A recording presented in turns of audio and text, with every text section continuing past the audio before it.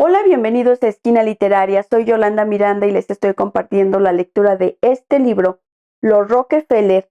Espero que les esté gustando. Seguimos en la segunda parte que se llama El Hijo. Ya casi la terminamos, así que vamos a continuar.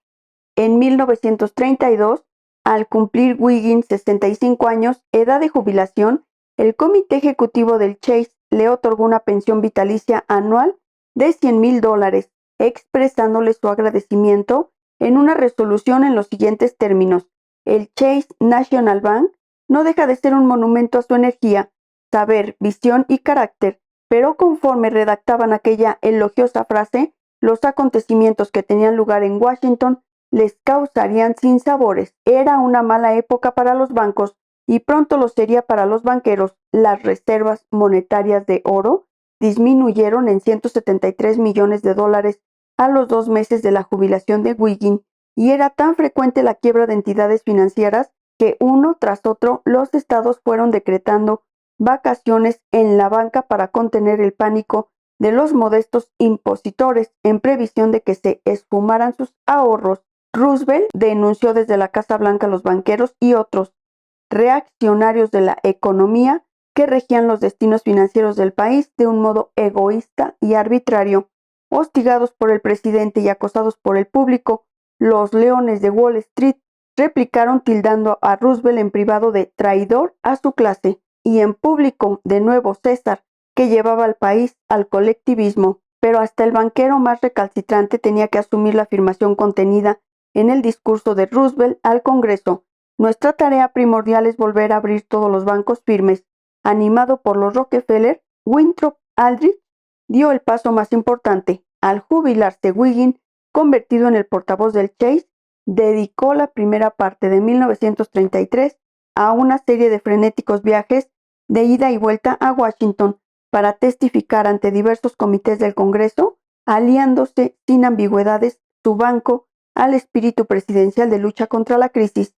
Independientemente de sus sentimientos personales, Aldrich se convirtió en adalid público de la reforma bancaria, actuando con pragmatismo y sensibilidad ante la opinión pública que Ludlow había impuesto a la conciencia de los Rockefeller.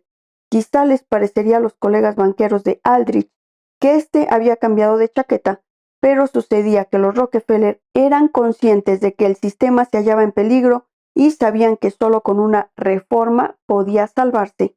De este modo, Aldrich se convirtió en el representante más famoso de Wall Street, partidario público de disociar inversión y funciones de la banca comercial, capitalización de las compañías a largo plazo y su financiación a corto plazo.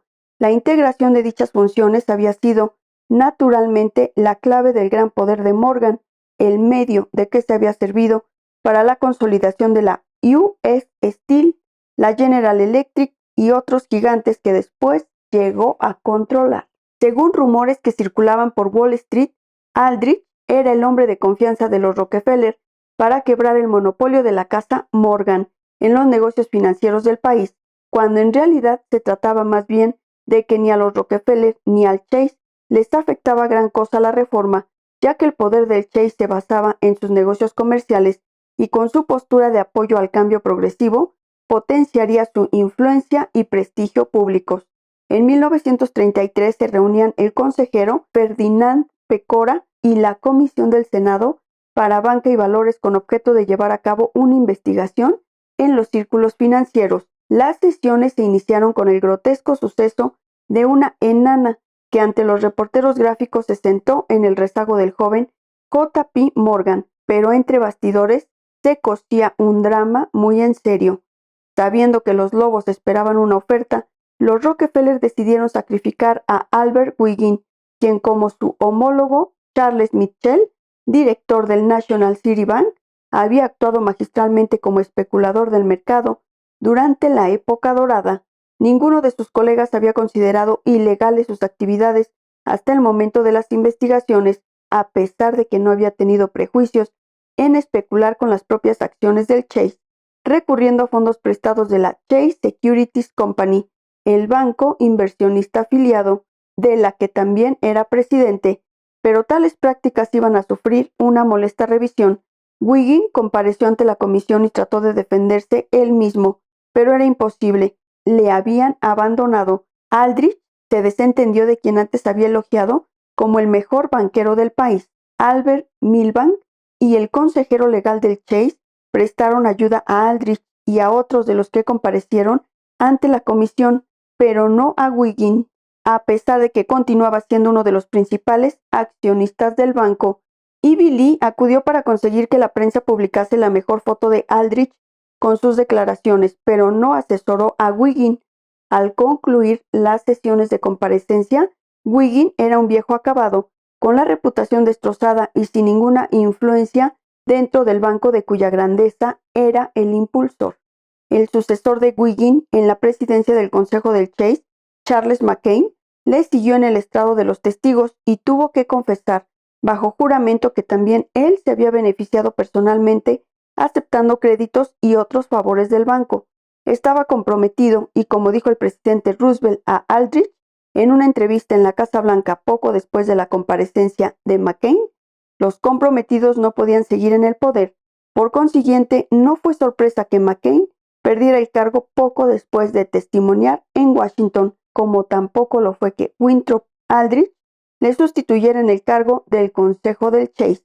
Con una sola maniobra, la familia se había hecho con el control del mayor banco mundial y se alineaba públicamente con la causa de la reforma bancaria, convirtiendo a Aldrich en figura nacional. Ahora le tocaba a Aldrich convertir su cargo en un puesto de influencia general. Thomas de Bevois le escribía poco después de concluir las sesiones de la Comisión Pecora. Creo que ahora tendrá que reconocerse que el cargo a que aspiraba no lo ha conseguido porque nosotros se lo procurásemos, sino como consecuencia de que usted ha rendido un servicio muy encomiable e inestimable al propio banco, a la comunidad y al país.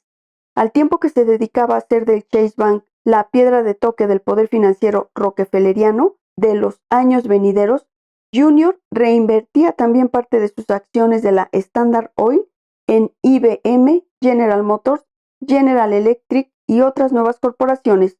Sin embargo, sin olvidar los orígenes de su gran fortuna, a pesar de haber renunciado al alto cargo en el Consejo de Administración de la Standard, al que tenía derecho por nacimiento, conservó su influencia en las compañías. Lo cierto es que, pese a inmensas obras filantrópicas, seguía siendo el particular con mayor número de acciones en las compañías del Standard y controlaba indirectamente otras grandes carteras de acciones a través de las dotaciones a las fundaciones. Era amigo de la A.C. Bedford de la Jersey Standard, de Walter Teagle de la Standard de California y de otros presidentes de las compañías creadas al disolverse el trust, pero había comprendido que el Standard siempre sería una mácula para la familia ante la opinión pública y con los buenos oficios de Ivy Lee procuraba mantener oculta su condición de propietario. Sin embargo, hubo una ocasión en que su identificación con el Standard le resultó beneficiosa. En 1929, cuando ocurrió el famoso enfrentamiento con el coronel Robert W. Stewart, el dinámico presidente de la Standard de Indiana. Stewart, a diferencia de la mayoría de los ejecutivos que asumieron cargos directivos en las 33 compañías creadas al disolverse el trust, no había accedido al cargo por escalafón, sino que había entrado en la compañía por su condición de joven abogado prometedor en Dakota del Sur, para hacerse cargo de los problemas legales de la filial en Indiana. Durante los procedimientos ante el Tribunal Superior, Stewart había impresionado a los directivos de la oficina de los Rockefeller. En 1918 fue nombrado jefe asesor de la Compañía de Indiana y a continuación se integró en el consejo directivo gracias a la aprobación personal de Junior. 3 años más tarde, al morir, W. P. Cowan, quien durante mucho tiempo había sido asociado de Rockefeller y presidente del Standard de Indiana, tras el veredicto del Tribunal Supremo, Stewart se convirtió en jefe ejecutivo y presidente del Consejo de Administración. Difícilmente habría podido imaginarse un individuo tan distinto a Junior. El coronel Bob, como le llamaban los trabajadores, era un antiguo Rough Rider, ex voluntario de caballería, de energía desbordante, hombre de personalidad arrolladora y otras cualidades en bruto propugnadas por el propio Teddy Roosevelt. Medía más de 1,80 m, pesaba más de 80 kilos y contaba con lo que un periodista calificó de magnífica carnosidad en la cerviz. Stewart sabía ganarse la ferviente fidelidad de colegas y subordinados.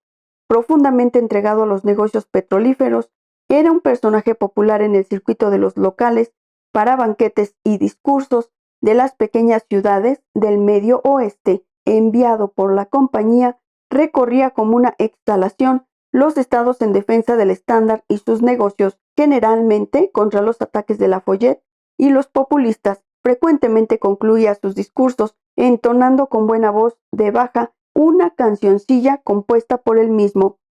Pero aunque era un comediante consumado, también se había convertido en una de las figuras de mayor relieve en el ámbito de los negocios norteamericanos. Con su gran dinamismo se las agenció para abastecerse de crudo y situarse a la altura de la Indiana en capacidad de refino y comercialización, y fue un pionero en el programa de desarrollo de las gasolineras como dispositivo de mercado, y cuando aún la competencia servía el carburante en cisternas, él consiguió la concesión de un territorio para la cadena de gasolineras de la compañía. Gracias a su dirección inflexible, la Indiana pudo aprovechar la revolución de la producción en cadena que se inició según la fórmula de Henry Ford, un coche para la masa. En 1928, la Standard de Indiana controlaba una región en la que estaban matriculados el 50% de los automóviles del país, sin contar tractores y vehículos agrícolas. Bajo la dirección de Stewart, la Indiana había más que triplicado su activo, hasta tal punto que The New York Times dijo de él: si el mundo del petróleo ha de tener otro Rockefeller, o a nivel más modesto otro Jim Hill o un Harriman, Stewart sería el hombre indicado. Pero como tantos otros ícaros petroleros de la época, Stewart se encaminaba al fracaso. Espero que les esté gustando la lectura de este libro, Los Rockefeller. Los espero en el próximo video para continuar con esta y otras lecturas. Muchas gracias por escuchar.